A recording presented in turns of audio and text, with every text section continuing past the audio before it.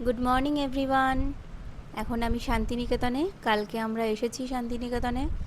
আজ সকাল সকাল উঠে পড়েছি, উঠেই ব্যালকনিতে চলে এসেছি, কারণ সকাল থেকেই আমার কানে আসছিল পাখির ডাক। তো ব্যালকনিতে এসে দেখছি ঝিরিঝিরি বৃষ্টি হচ্ছে, ভালো লাগছে দেখতে খুব, চারিদিকে সবুজ এবং পাখির ডাক। তো এখন আমরা চটপট রেডি হয়ে নেব, এখন বাজে সকাল 6টা। তো রেডি হয়ে বেরোবো মা কঙ্কালীতলা কালী মন্দিরের উদ্দেশ্যে। এখন 6:45 বাজে সকাল, আর আমরা রেডি হয়ে বেরিয়ে পড়েছি মা কঙ্কালীতলা কালী মন্দিরের উদ্দেশ্যে পুজো দেব।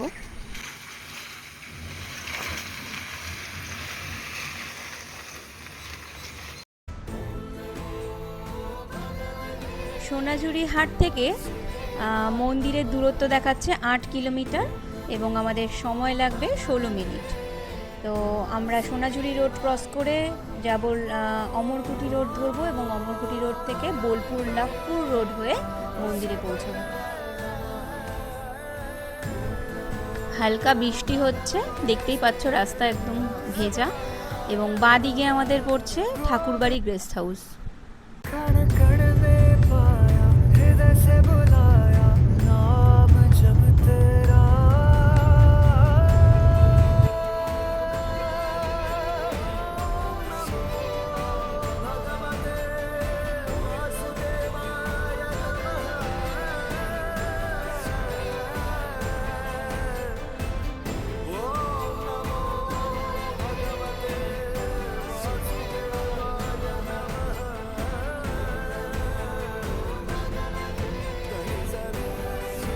আমরা মন্দিরে চলে এসেছি, মন্দিরের গেট দিয়ে প্রবেশ করছি এবং সামনেই সোজা গিয়ে বাঁ হাতে দেখা যাচ্ছে পার্কিং জোন, সেখানে আমাদের গাড়িটা পার্ক করে আমরা ভেতরে যাব।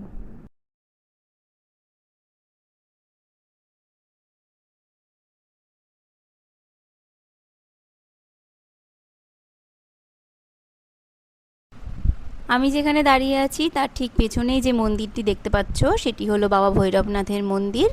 বাবা ভৈরবনাথ হলেন মায়ের মন্দিরের রক্ষাকর্তা, এবং বাবা ভৈরবনাথের এখানে পুজো দিয়ে তারপরে আমরা মায়ের দর্শনে যাব। মায়ের 51তম সতীপীঠের মধ্যে একটি সতীপীঠ হলো এই কঙ্কালীতলা কালী মন্দির, যেখানে মায়ের কোমরের হাড় বা কাঁকন পড়েছিল।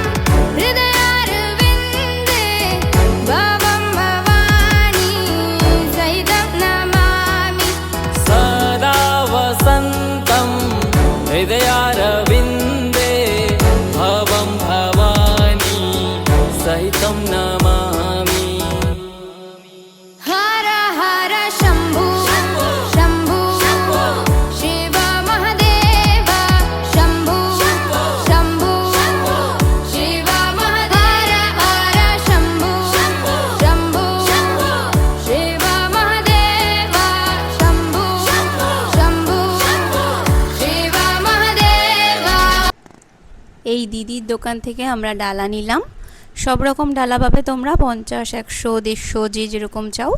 আমি 100 টাকার একটা ডালা নিয়েছি এবং ফুলের মালা, 108টা জবা ফুলের মালা এবং ওড়নাটা আলাদা করে নিয়েছি। আমি মন্দিরের পাশেই অনেকে জুতো রেখেছিল, সেখানে জুতো রেখে ভেতরে প্রবেশ করলাম। তবে যেখান থেকে ডালা নেওয়া হয়েছে সেখানেও জুতো রাখার ব্যবস্থা আছে। ফোন কিন্তু তোমাদের নিজেদেরই ফোন অফ করে ব্যাগের ভেতরে রাখতে হবে, বিকজ এখানে ফোন জমা নেওয়া হয় না, কিন্তু ভেতরে ক্যামেরা অ্যালাউড নয়। এখানে ভিডিওতে তোমরা যে কুণ্ডটা দেখতে পাচ্ছ, এই কুণ্ডের চারিদিকে আমি একবার পরিক্রমা করছি।